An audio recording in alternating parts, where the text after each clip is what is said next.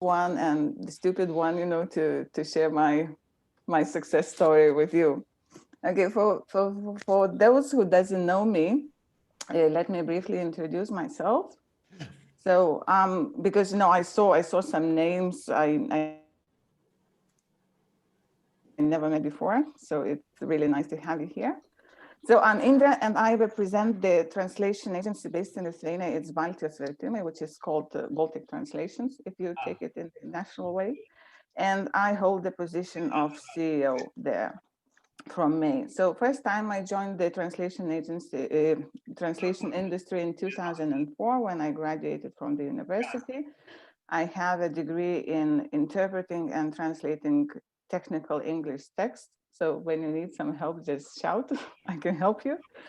So later, and after I graduated, I worked as a freelancer and as an in-house translator in the companies.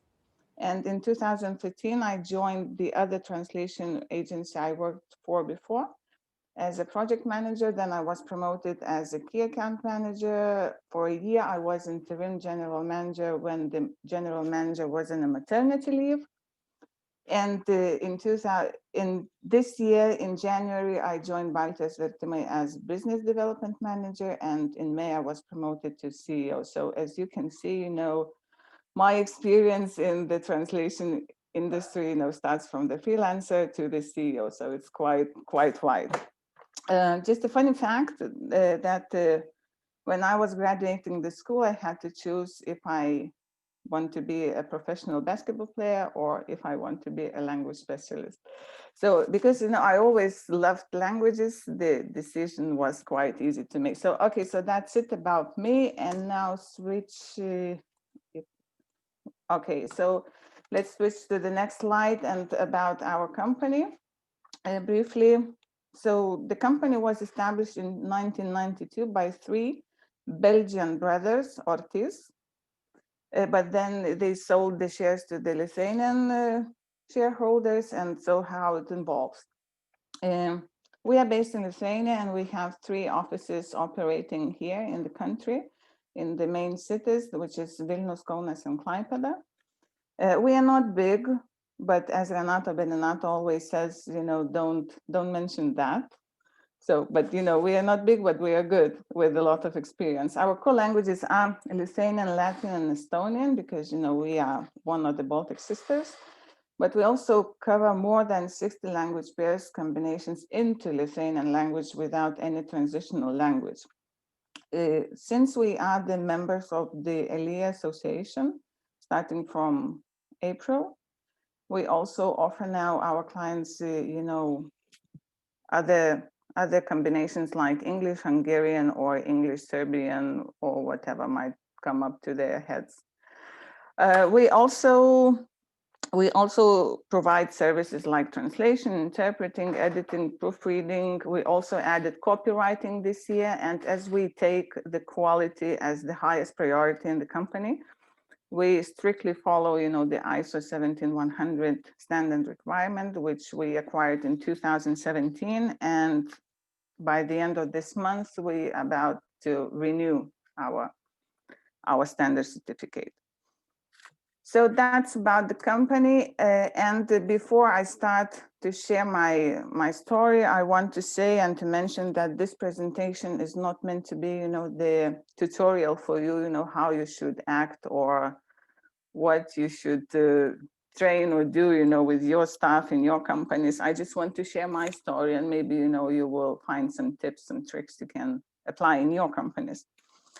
So, and maybe we can discuss that afterwards. I have written 5 pages to share my story with you, but I will try to be very, very quickly. So the title of the presentation had to be the success story, but there is no success or there is no any secret about that. It's only, the most important is that you have to believe in yourself and to be prepared to work hard. And actually, this is what we did. When I joined the company, we had a clear vision that, we want to grow and we want to increase our turnovers. So, and having this vision, it was quite easy, work hard and, you know, to achieve your goals. So, okay, and in March, this earthquake called COVID-19, you know, hit globally. And I remember I was planning to attend the conference in Milan in February, and the conference was canceled because of the increasing, you know, infected cases. And how I was mad, you know, I couldn't go to the first conference, you know, with the new company.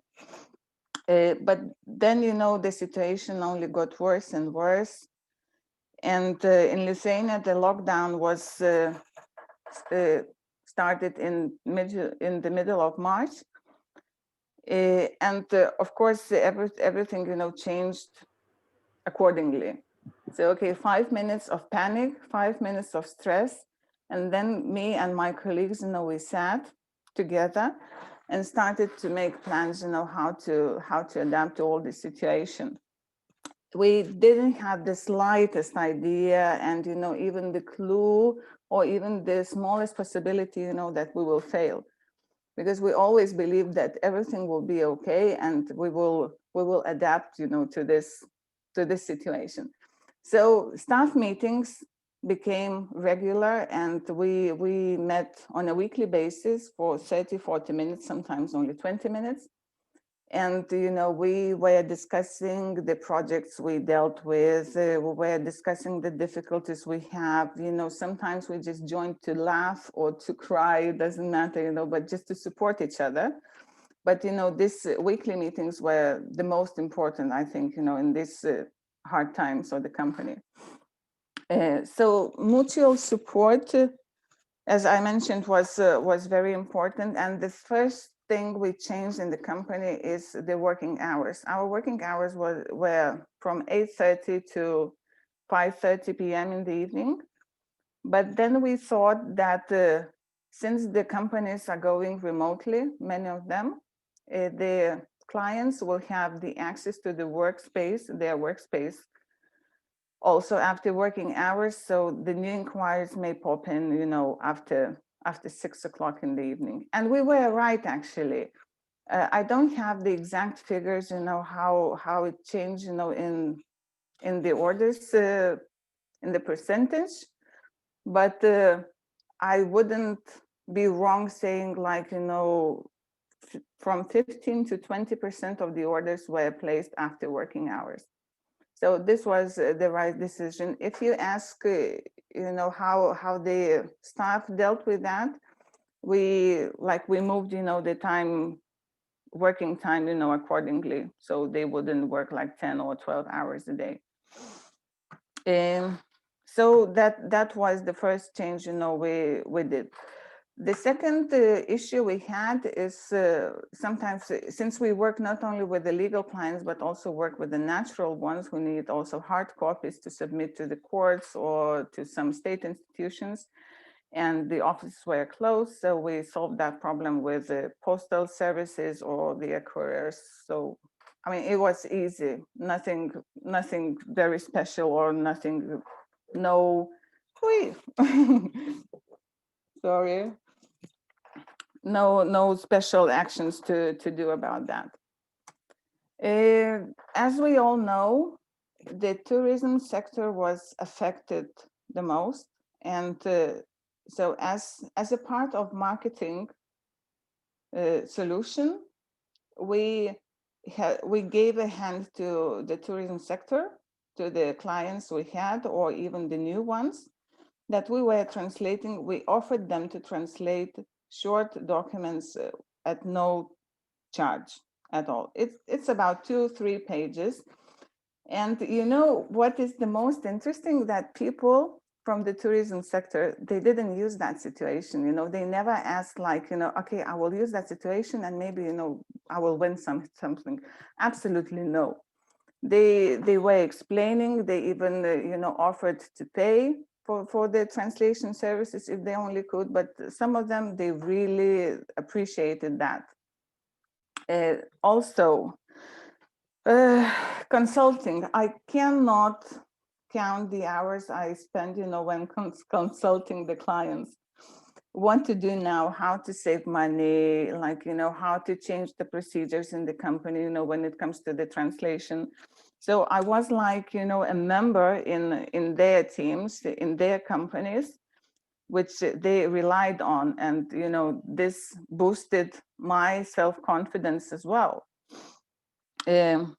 So before you ask if I do project management in the company, I will answer yes. And I do it a lot, and because I love it and because I can do it. And, I don't I don't rank the position like CEO cannot do that. Yes, sometimes I don't have time for that. But, if I'm in a meeting, but I have a really good team who can cover me, when needed.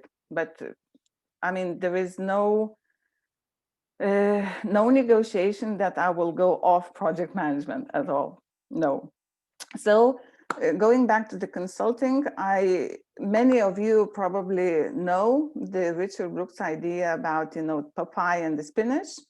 So I call myself as a spinach, and, I give ideas to the customers so they can feel, more powerful, stronger, having some ideas they can, adapt to their situations. So also, last week, we had the presentation with Joanna Tarasevich about project management, sorry. I encourage our PMs to use their superpowers, like, asking questions and being flexible. And you cannot imagine how much you can learn about your client, when you simply interact with them, not only, via emails, but when you just call them and ask how you do, or like, what do you think about this or that. So we offered our clients Zoom meetings, if needed, of course. Some of them used that, and that helped us to grow the confidence, the reliability between us, and they were thankful for that. So the thing that always works is like, you have to turn the idea you give to the client that this is his idea, and all you have to do afterwards is just to agree with it.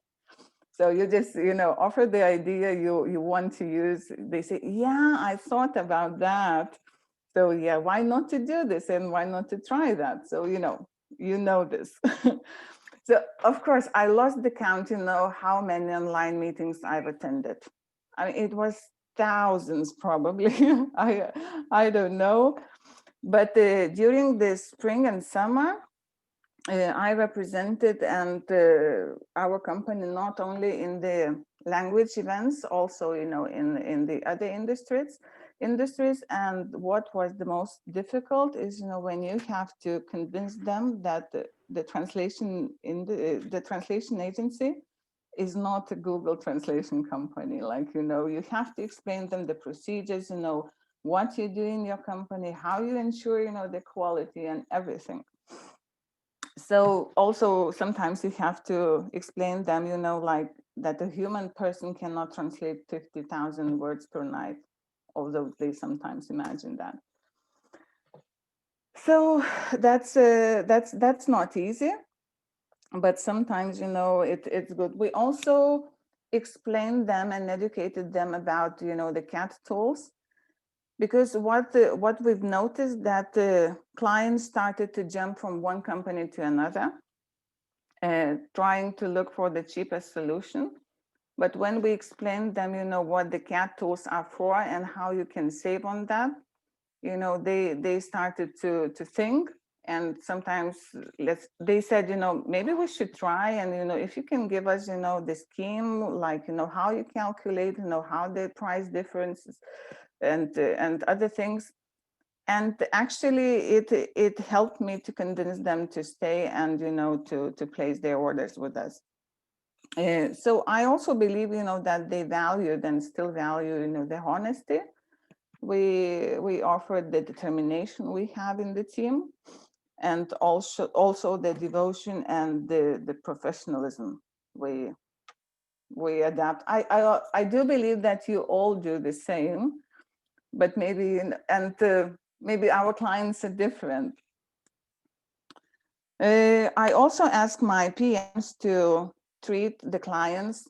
It doesn't matter if it's a legal or a natural one, if it's a 10 euro order or if it's 2,000 order, to treat them the same, to treat them like, you know, they want to be treated. So as I mentioned, this is what we did. The actions we took, we were more active on social media. Probably you are fed up with my feeds on Facebook and LinkedIn and everywhere. But it's not only me, you know, we have a marketing specialist who is taking care of our Facebook page or our LinkedIn page. You know, she is making all these announcements. You know, she's looking for some materials that can be, you know, beneficial for our translators, for our clients. So yes, we were quite active on social media, and we also, when we do the CEO analysis, you can see, you know, where the client comes from. So yes, we benefited from that as well. We also analyze the events our clients attend and join them live and online, because as not maybe all of you know, that in Lithuania, the restrictions were lifted in the summer. So we actually could have some live events. I even went to Latvia and Estonia, you know, to meet my partners and my clients. And I was so happy about that, you know, that I could travel again. We also spoke with our clients, you know, about the difficulties they face, you know, while working with the other LSPs. Like, we wouldn't repeat the same mistakes. We also try to implement and to avoid them, you know, in the new cooperation. So we also tried to analyze their situation during the COVID. So as I mentioned, you know, about this tourism sector, about the e-shops, about I don't know, all the pages, websites, and so on. As mentioned, we educated our clients on CAP tools, and also we increased our budget for marketing. Because I remember once I was attending one conference, or maybe it was just a lock pub, and Arantxa Caballero from Spain, she said, you know, you will get back from the marketing as much as you invest in it. And she was right. I tested this on myself, so you can try that as well. So why we ask, not why we ask, but why our clients choose us? Because we offer a trusted relationship, and we respect our linguists as much as we respect our clients. So it's a two-way cooperation. It cannot be one way. It will never work. I'm telling you. Yes, as I mentioned, I honestly believe, you know, that the good cooperation and good business can grow, you know, only when there is a mutual respect. As mentioned, we were flexible with our working hours, and so that the clients could adapt, you know, to their working times. Reliability. We have a long history, and for example, our PMs, you know, they are with the company from 5 to 15 years already. So, you know, we are quite stable with that. We always try to give the positive attitude, to maintain the positive attitude, you know, when working with the clients, because, you know, there are no problems that cannot be unsolved. And sometimes, you know, clients are angry, frustrated, tired, or any other bad feelings, you know, but if you try to stay calm, that helps, you know, and then they come back and they apologize, like, yeah, you know, sorry for me being grumpy, you know, I didn't succeed with that project and I couldn't do this and that and that. So yes, we are enthusiastic and professional team. All our PMs are with the linguistic backgrounds. And I like that idea very much. For instance, we delivered a translation it was from English into Lithuanian, and the question was about the quotation marks. And the client asked, you know, can you put the quotation marks in the target text as it is in the source text?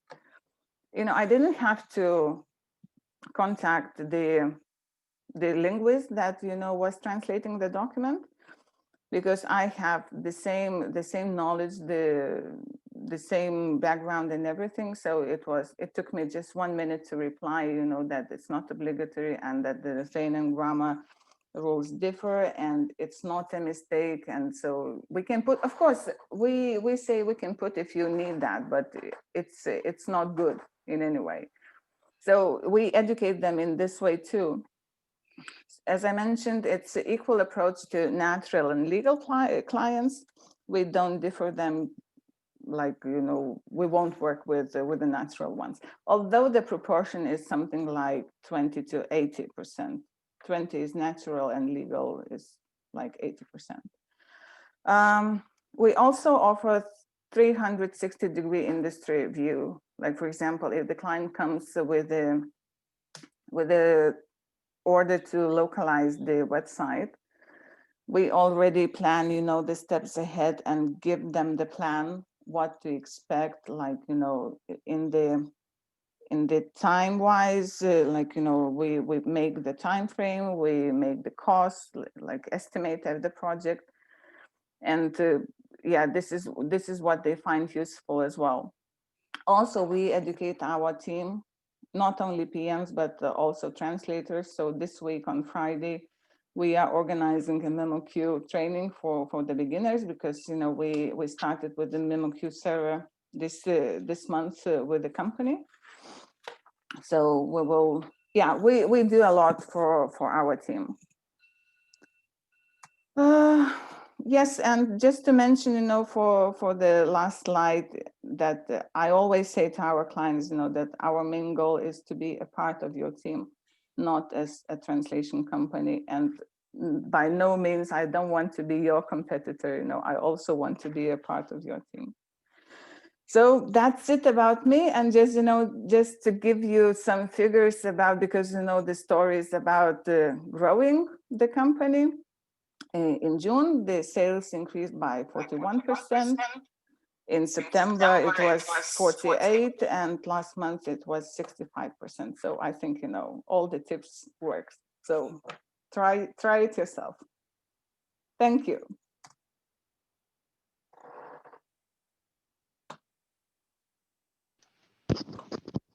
Thank you, Indre. It was great. Thank you. So, any questions or comments? I have a question to Indre. Thank you, Indre, for this presentation. I have a question. How did you manage? You said that you had a big growth in September, and you had even a bigger growth in later months. What about project management? How did you manage to cope with this growth?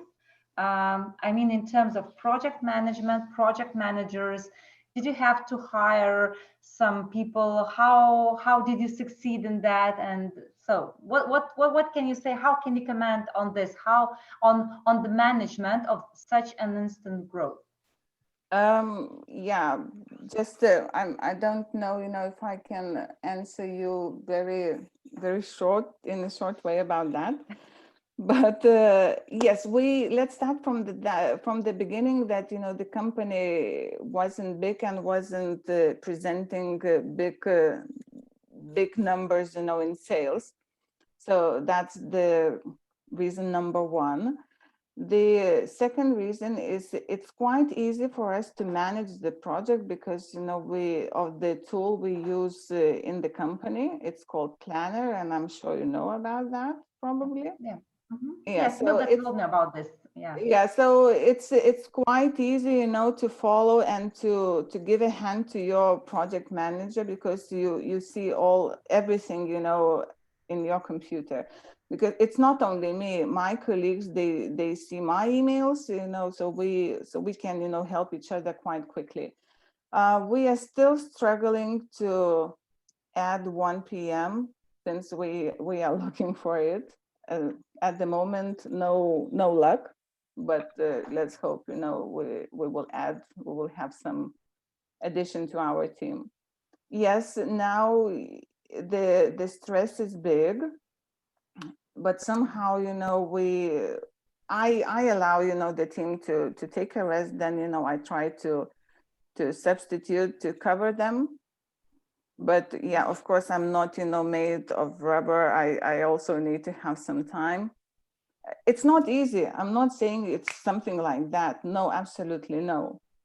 But yes, maybe, the answer is that the team wasn't fully occupied before I joined the I see. team, the company. Yeah. Thank you. I have a question, Indre. Yes, please. Yeah, so thanks for a nice presentation. My question is like, your growth you have seen, the percentages you have told. So is it like, could you please tell us about which verticals you could get more business? And is it locally from your country alone or from other parts of Europe or elsewhere, like geographical locations? Mm-hmm. Yeah, when I joined the company, they were not working with the clients from abroad, only a few. It was something like 2-3% of the whole orders. But yes, I started to promote, to advertise company more globally, and this also added to the increase of sales. And what about the verticals? Like which industry you could get more jobs? Like we know that hospitality industry is not doing well. So like Yeah, so which one you could? in our case is technical, like, heavy machinery. Also, since we have a branch in Klaipėda, that's the seaport. So also the marine industry, a lot. Yeah. Thank you. Indre, how many project managers do you have? At the moment, 5. At the moment, 5, but we are looking for an addition. But the biggest issue is like when we are remote again, we still haven't found the solution, how to train properly. That's the biggest issue. And if you can, anyone give me any tips, please share. We have a brand new project manager from the 1st of November. On the 1st of November, also the lockdown starts. Okay. But we managed to get her in office, and Vanya is also there, who is training her, and that's the reality. Because at the moment we have a student that's a part-time, only 4 hours per day. But no, how part-time doesn't work in our profession, because if you have to leave, then you have to leave the project for someone, then someone is busy with their project. So no, part-time doesn't work. So we want a full-time project manager. Indra, just we had a similar situation, but because we have a new PM now, we're like for 2 weeks. We managed to get one somehow because I saw you. We were looking for PMs at the same time, and maybe I had even an idea. I shall call you maybe and ask if you have some extra ones. Yeah, I saw your maybe I don't know. Lucky you have decide which one, who to choose, and maybe I could help you in this. Yeah. But still, okay. How we solve this? We just had one person in the office left with that PM. Just 2 people working in the office, of course, trying to ensure all those safety things, and everything. But we just had one person staying close to that new PM and instructing that new PM, and the rest of the people work remotely. So this is how we solve this. Yeah. So yes, well, we will have to do this somehow as well. But yes, this is but because later, because you can also work, like say from home. You can share maybe screen through Skype or something if you need to display to explain some kind of functions, how your internal system works or something like this. But still, so we decided to work that for 2-3 weeks from the office, and later we'll see how this person manages to cope with all the projects. Maybe I have a question to you and maybe to other members of this night. So now you said that your turnover was growing and you had to employ one more project manager, maybe more. How do you decide how many project managers you need in terms of your turnover? Do you have any kind of, I would say, calculations, right? Let's say, let's say, I know, maybe, let's say if it's like 10,000 euro, 20,000 euro, or if this is a number of projects the project manager can manage, or so on and so forth. Because actually we have a very similar situation that I would say this year was also very good for us, and now we just it's difficult for us to somehow to see how many PMs we might need for the future. So what's your experience in this case when you saw this constant growth? The main reason was did you get my question, right? Yeah. Okay. So the main reason why we decided, to go for another PM was the complexity of projects. Okay, I see. The complexity. It's not about like, you get the order, calculate the price, and they confirm and you deliver. No, it's the complexity of orders. Like, because we started with MemoQ, and so we need the person, to deal with launching the project, doing the QA, like delivering, all the stuff, like managing, this project. So in any case, we needed another helping hand, for her. Also, we had when the lockdown started, we had 1 PM left in Vilnius office.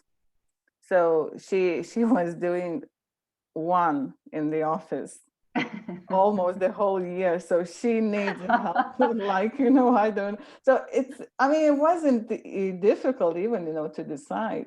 But the main reason was the complexity of project, because they are getting more and more complex. Mm-hmm. I see.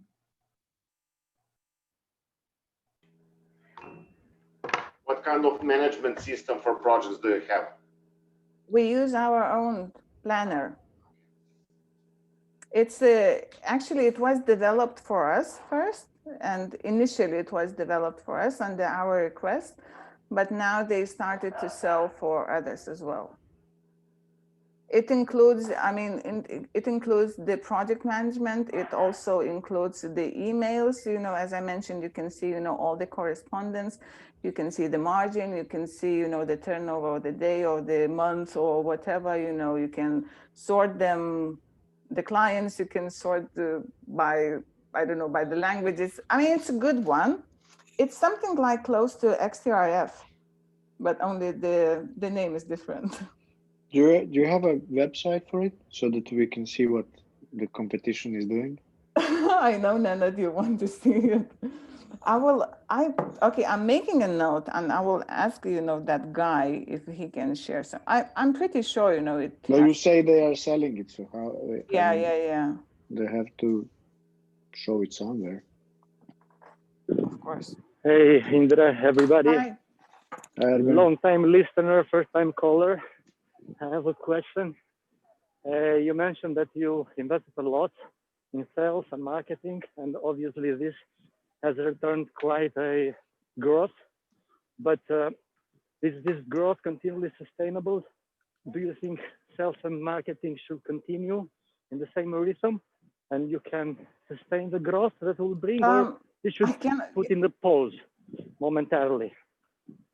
I don't know. We were, thinking both ways. If we should, try to wait until the COVID is over and see what will happen, or we should invest and try something new. But yes, I like to risk. That's one thing. And as today Magnus said, I like to be stupid sometimes. But I think it will grow because, we've changed the policy in the company, how we deal with the projects, and that we give more solutions to our clients. So I believe that the clients will only come in, not out. I'm not sure if that was the question, Arben. Well, in our experience, we have reached a point, well, continuously we reach this point that we cannot take any more work, and we are overbooked till March. And this brings a problem also with new clients that I've spent time and money to approach and to win, but also with existing clients that are growing their account base. And as you said before, there is a problem with human resources, project management, or even translators. That brings our office in the point of breaking. People are overworked, and plus the stress of COVID, they have also the plus of overworking. And I've actually stopped everything on sales, and I'm hoping that I'm not gonna get any more clients for a couple of months. So Yeah. some people say, "Oh, that is great. You have a lot of work." No, it's not great. It is great, but it comes with a huge risk, and you may even touch your quality, affect your quality. And if you lose your quality, that is a problem that you cannot really fix easily. Yeah, Arben, if I can only mention that you work with the state organization.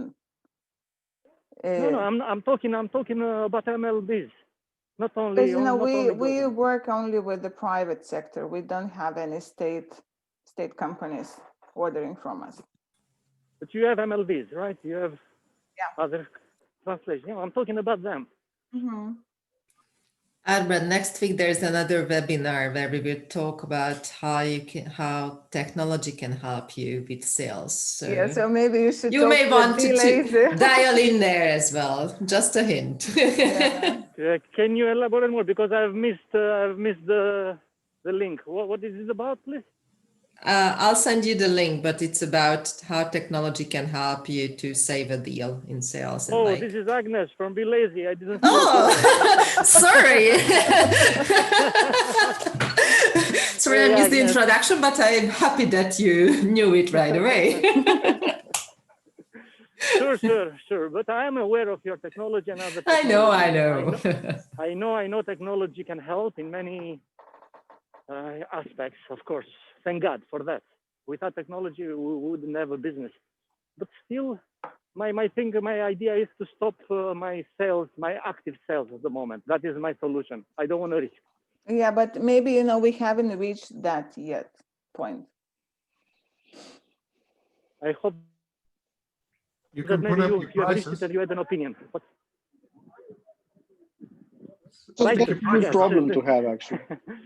Yes, that is. I know people who have done that. It comes also with a risk, actually.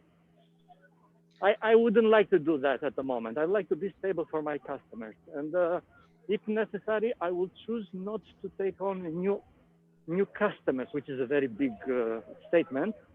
But yes, I think you're right. If it comes to that, if the work continues to grow, then definitely we will have to increase the rates, so to be more selective. I think you're right. Maybe concentrate on the quality work, the stuff that comes back with the regular clients that you can build a better relationship with, and then the people that want a special deal all the time that only turn up sometimes and then they're difficult to deal with. Maybe people you can say, look, have a little conversation with them, and don't say goodbye, but say, look, I'm going to have to increase the rates.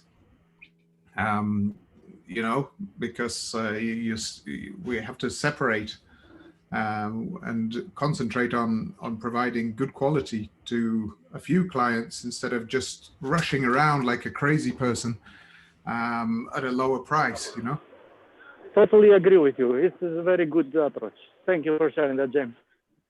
I don't know if it helps. It's something that we had to do a little bit. Because otherwise it affects everyone. If you're working for very little and nobody's getting the quality that you can provide because you're being flooded with requests all the time, it's a little bit of a hard thing to do, but you need to keep your best clients happy. The ones that come back, the ones that you work with for many years, the ones that you have a really good collaboration with. These are the people that you have to stick with in the tough times. And then, you know, when you have a few more people trained up, possibly you can take some more requests. But yeah, it's not always easy. But as I see it, we in last half a year, the whole industry went up. Yeah. This is I was really afraid on the 15th of March, we started with the lockdown for 3 months. And during summer, it was crazy in our office. So we had a lot of work, much more than last year. The total growth of this year will be probably 20%. And it happened to us that in the middle of summer, we ran out of translators. We took 1 month for ourselves to find new translators for the two general language pairs. And we did with marketing actions, try to find the new translators. That was it finished about 14 days ago. Yeah, and the other problem we also face here is like, we do have translators, but they don't want to use CAT tools. That was also the problem. So we had to persuade them to learn something and to try at least to use the CAT tools. It's not about that you don't have linguists, you just don't have proper linguists. And this is where also we have to adapt between, you know, the client and the linguist, and to try to find the solution, like, you know, exporting the bilingual file and then importing it back. So, hi, Indre, how are you? Hi, Kaloa. Why do you think that linguists would not want to work with CAT tools? What do you think that is the reason for that? Because if we think, I mean, it is much easier to work with CAT Yeah, tools, it is indeed, it is. And 2 years ago, or was it 3, Alexandra, I don't know if you were in that conference in Lithuania, I gave the presentation and we spoke with the freelancers about CAT tools. And for example, they said, we are not, I'm not even thinking about buying a tool, you know, because the translation agency has to buy a tool for me. Yeah. I said, come on, but yeah, how? But you have a lot of tools where you can provide the resources with user and password that would, I mean, it's an investment that the company does, but after all, like, I totally agree with you, Kaloa, but you know, okay, so the beginning was the Studio Trados, you know, and then MemoQ came in, you know, when you can assign the license. But I mean, they were aware about this, you know, possibility, like, you know, they can download and join, you know, with the temporary license. So this is how you have to educate them, you know, but it's something like a different culture, and it's not even Lithuania that, you know, they just simply refuse and they just simply don't want to use it. Mm-hmm. Actually, Indre, I'm really surprised because we are totally in the same market. We don't have this problem with translators. What we have problem is post-editing. Yes, machine translation is a big problem for us. CAT tool, it's for 10 years, I don't have this problem. I don't know, I'm really surprised to hear you. It seems that we have totally different translators in the same industry, in the same market. But post-editing, it's really a big problem for us, because lots of translators just refuse to use, not to use, to post-edit. And we need to persuade, they ask the same price as for translation. Of course, our clients refuse, and so on, this story. But I would say I could hear the story about CAT tools like 10 years or even 20 years ago. And yeah, because we bought first Trados in 2000. But machine translation is, I don't know, I would love to join like kind of efforts of the companies just to promote machine translation and post-editing and machine post-editing for translators, because CAT tools, it's like everybody has smartphone and it's CAT tools, it's the past. Yeah, The yeah. So present this is what I'm post trying to edited. convince them. And by the way, just to add one comment, Asta, to your comment, is like we closely cooperate with the university. Now they are promoting their students to use machine translation and then post edit. So maybe, you know, this situation will change in the nearest future. Hopefully, yeah. In my country, if the translator is over 40 years old, they don't use cat tools. If it is below 40 years, they use cat tools. Asta, I have a question. You mentioned post-editing, and what do you define as the main problem? The fact that linguists don't want to do this post-editing task, or that they don't know how to do this? Both. Both? Yeah. Okay.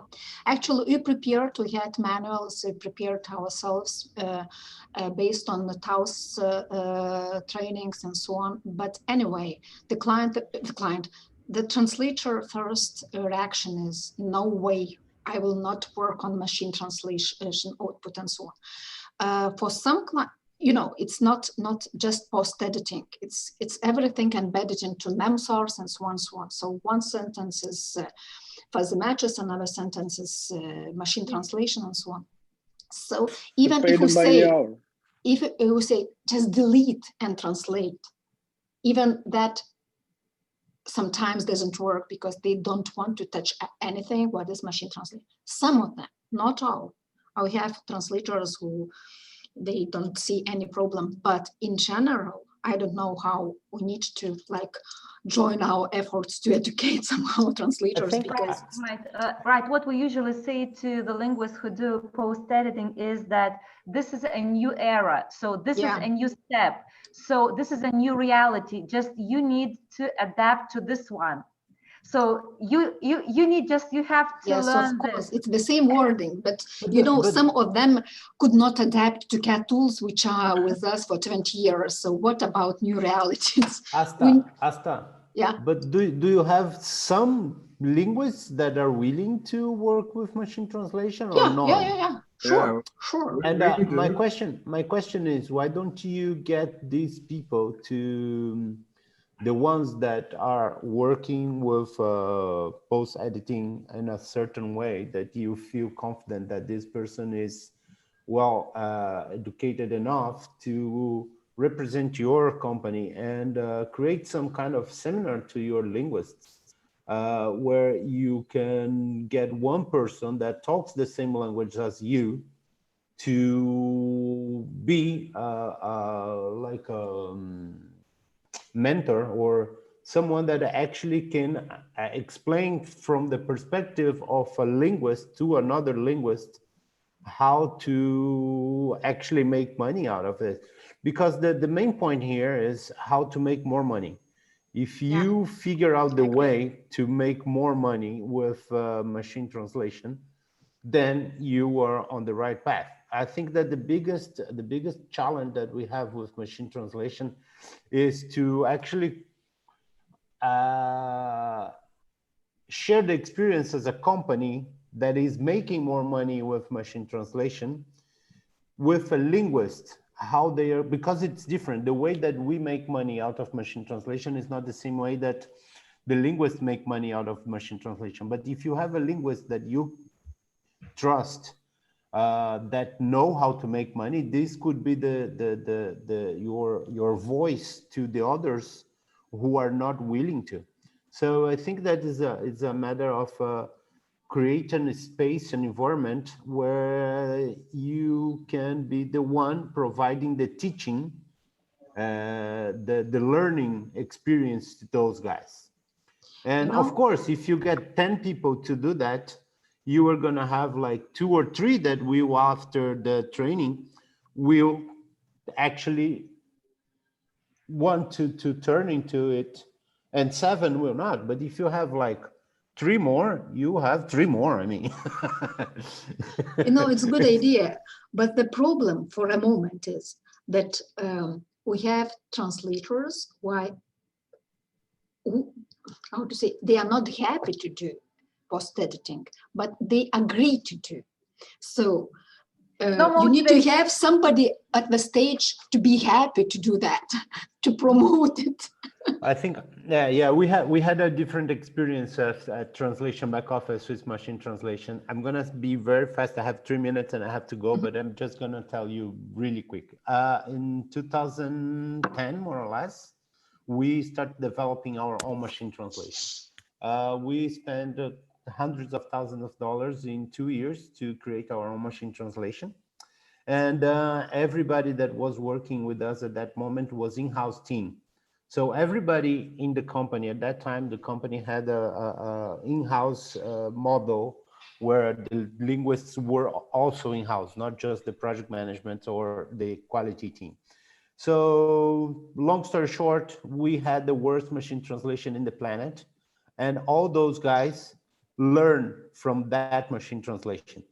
To pay the bills, to pay the investment, we had to use that old machine translation that our team developed for 2 more years. So we had a team of linguists, very experienced linguists, that were working with us on that development for 4 years. Now the company changed the model. We don't have machine translation. We don't have linguists in-house anymore in many languages.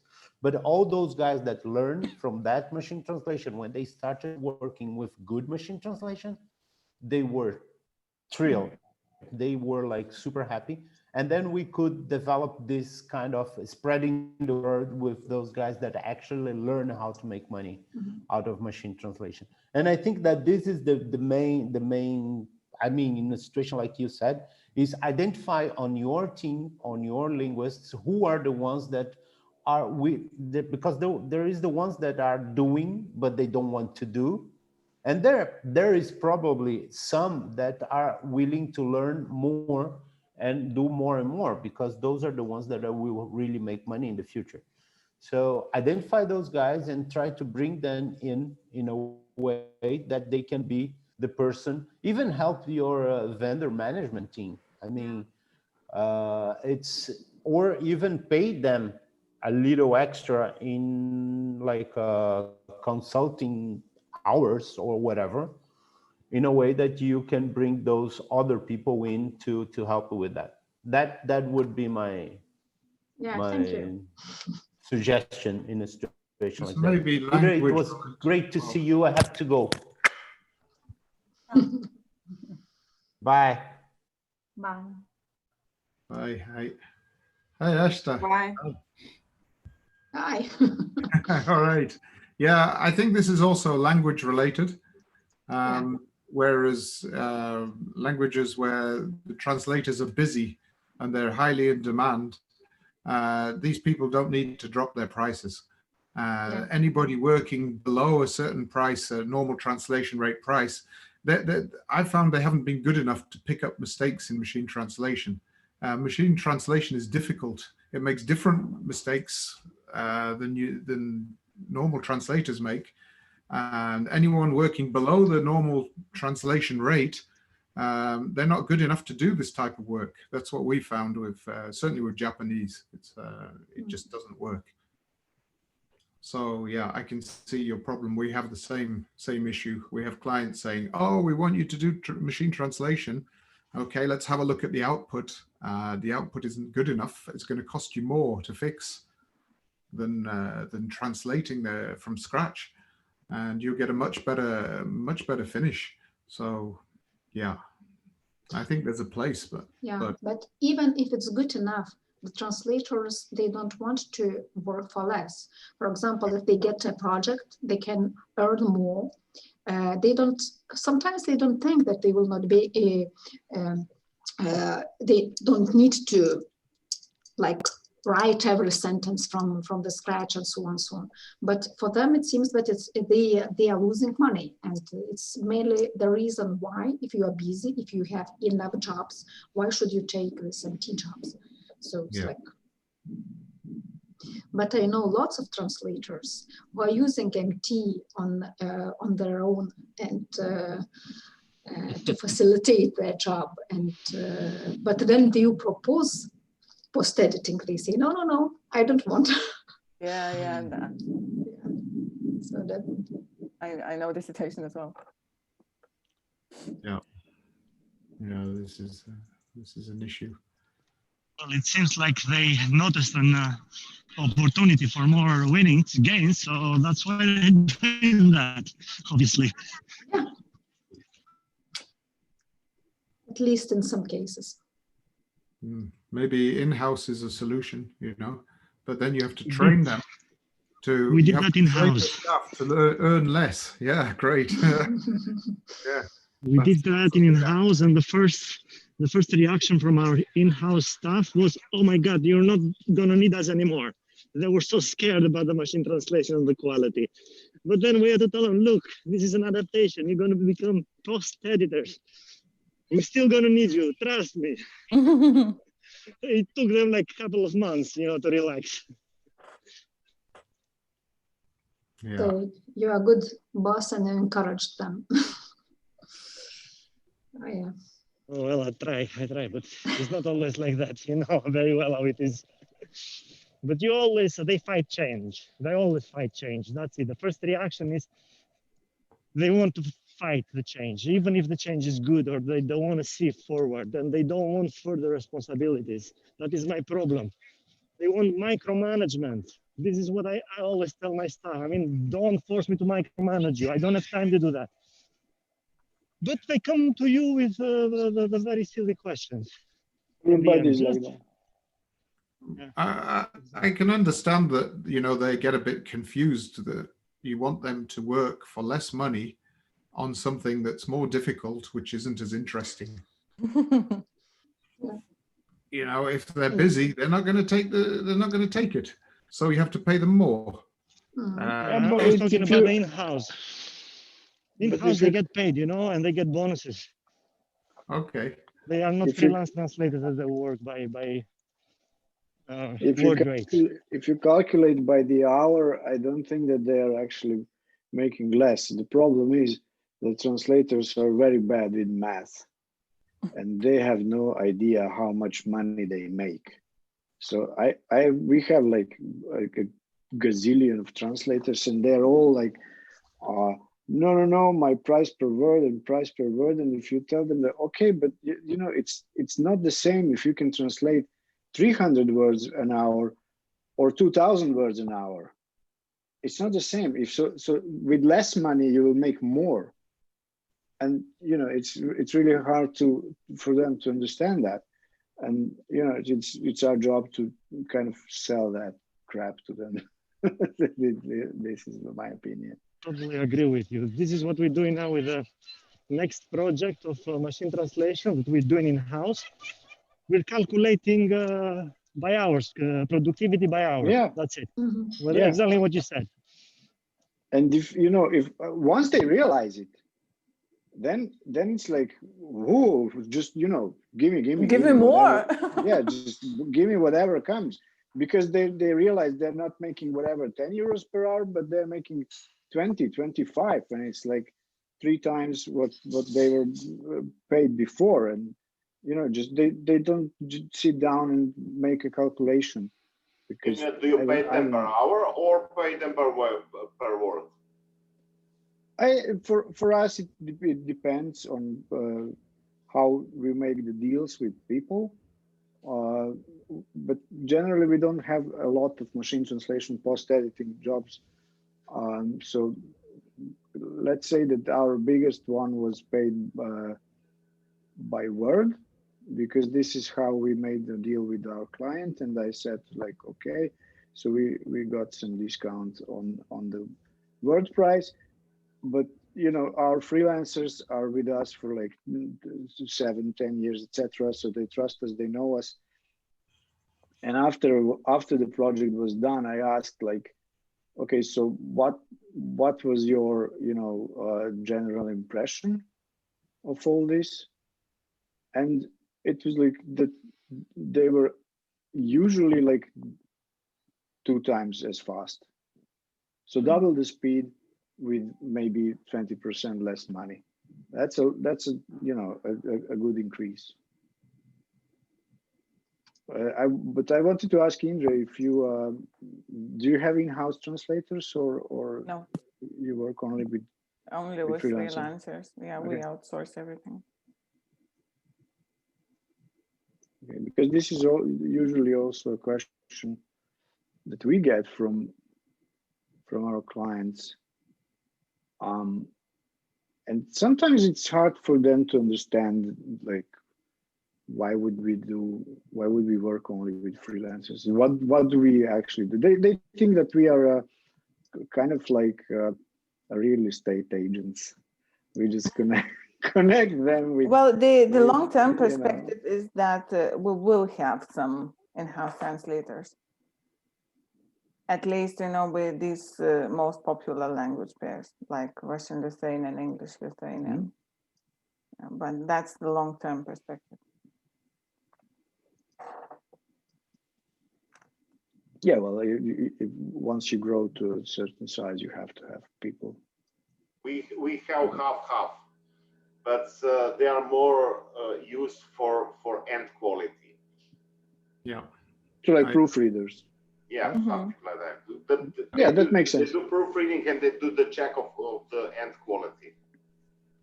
Yeah, that makes total sense. And if a small project with 45 words come, then they can do it, and you don't have to bother with outsourcing it. Okay. Any more questions directly for Indre? Thank you so much, Indre, for your presentation and for the discussion, everybody, and also Alp for organizing this meeting. Thank you for joining us. Yes, if I'm allowed some commentary, maybe some feedback, not a question particularly. Yeah, sure. Go ahead. So just on Monday, we discussed with our Professor Huber at Kaunas University of Technology, a focus group which was conducted by her, one translation project, and they used MT, machine translation. So the focus group was for the translators and editors who worked with this MT. And they said that simple sentences sometimes were even untouched. The translation from English into German and in some other languages as well. And those who translate from English into German told that simple sentences were translated by the machine grammatically correct, and only some minor lexical mistakes could be changed. But concerning the complex sentences, MT, even being based on corpora and on artificial intelligence, could not handle successfully. So the sentence had to be completely rewritten. Especially it is difficult while working with subtitles. I think that machine translation is not quite efficient here, because we have a picture on the screen, and the subtitles need to correspond to what is in the picture at this moment.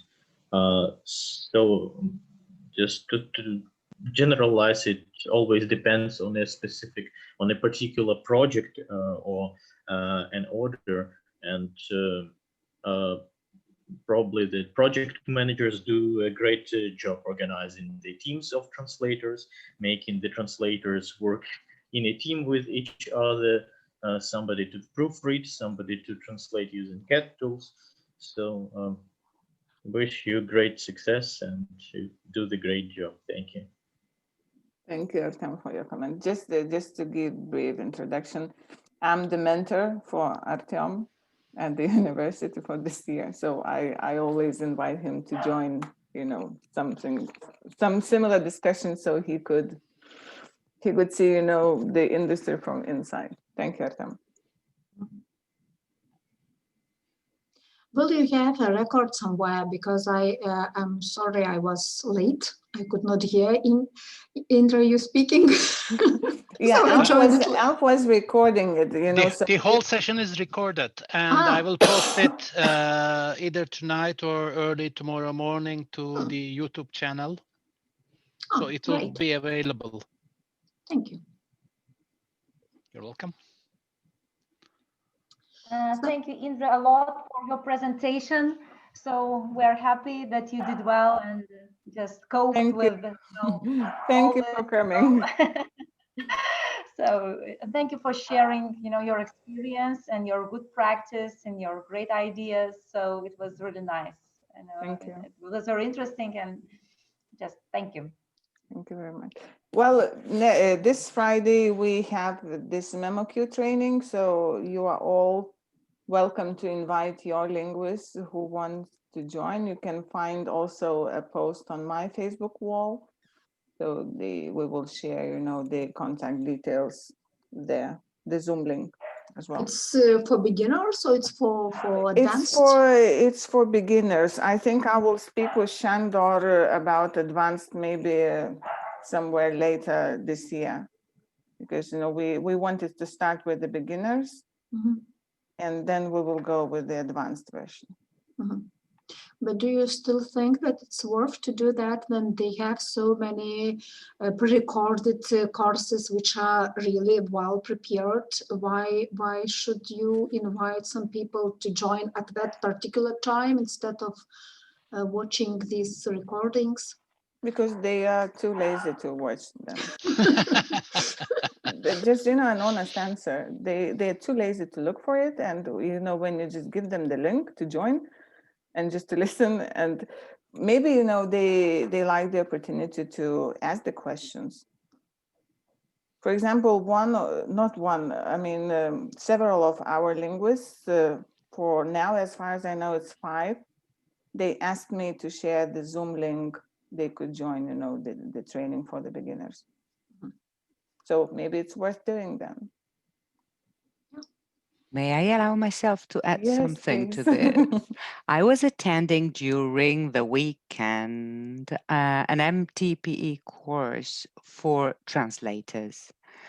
I mean, in that sense, I was a bit spying on them. I was trying to figure out, because I'm a translator myself, I made many tests before going on with MTPE, which works greatly in a couple of language combinations we deal with. And so I was wondering why they were whinging so much. I mean, I found myself that when I was submitting the first contents to them for real MTPE, they were complaining and whinging and whining.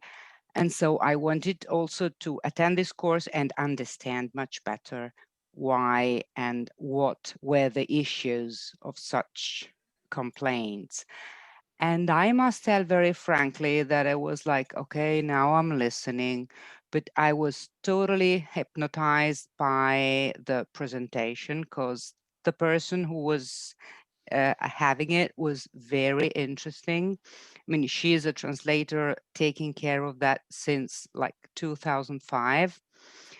And she was so much into it that everybody was really so attentive and so ready to listen to it. She was also sharing tips and tricks, and it was very good. So I think that having something interactive, then being able to talk and ask questions and not just listening to a tutorial makes a big difference in my hand. I mean, not only being lazy, okay, I'm lazy, I'm Italian, I'm lazy. But now, seriously speaking, it makes a difference. What kind of training it was? Sorry. It was in reality a presentation made by this lady. She is an Italian working in Germany, and it was done for translators. So she was not, very short presentation on what MTPE is, like everybody's doing. But the interesting thing is that she was analyzing the small tricks and the settings of like Trados on a very practical way. So you have this problem, you can solve it this way.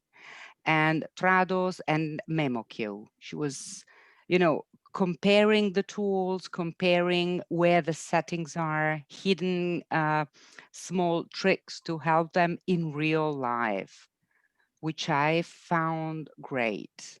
And I was also sharing with some of our editors also the proposal, please join this girl. I mean, please listen to it. It's not so much meant, of course, for a translation company, for an LSC. It is meant for the editors or the aspiring one. Just telling, don't be afraid of it. And then it was very interesting because I had the perspective of a translator, which was, as I said, I'm a translator myself as studies, but I must agree with what was said before, i.e. that the translator are not great at math. I mean, they were not really understanding so much under it. I mean, under what MTPE is, what can give them and everybody as, say, a good side. They were just afraid. I mean, the final question was, will we be replaced by machines? It's always the same question. Okay. And after, I think 6 hours, where you have the description. I mean, it was in three parts, thanks God. And after you have the description of what the tricks are, what the problems, the issues of the different machine translations, and how and to which extent post-editing can offer the difference. I mean, she was telling, texts need to be post-edited for this, and that domain, for this, and that reason. I mean, 6 hours after, the final question was, will we be replaced? I mean, not really understanding. I was trying to make it clear, it's a different job. I mean, a very good translator is not necessarily a great post-editor. But in order to have a great post-editor, you must have a very good linguist, very skilled one. And clever also to see where the differences are. I agree. Differences are. I agree. I think machine translation, post-editing is very difficult and it's very tricky. Yeah. If you do it right. If you do it right, you know, because it's very easy to be lazy with machine translation. Yeah, oh, that looks okay. That looks okay. And grammatically, it might be fine. You know, the grammar's holding up this structure, but the actual argument is wrong. Yes, yes, indeed, indeed, the indeed. Is wrong. And if the person isn't trained to spot these problems, then you're going to have a problem. But then to get someone who is good enough to do this properly and who wakes up in the morning thinking, great, I'm going to do a load of machine translation post-editing today. And, you want to pay them more, but the industry is asking for 15 to 25% reduction. So what are you going to get? You're going to get wannabe translators who aren't good enough, who are going to come on, they're going to screw up a load of text, and then you have to retranslate the whole thing again. I don't know. For Japanese, it doesn't work. For languages where there's vast volumes of data, so for English, maybe Chinese and some other, you might be able to scrape by. But we have the same predicament that Asta has. We don't find anyone who wants to do it.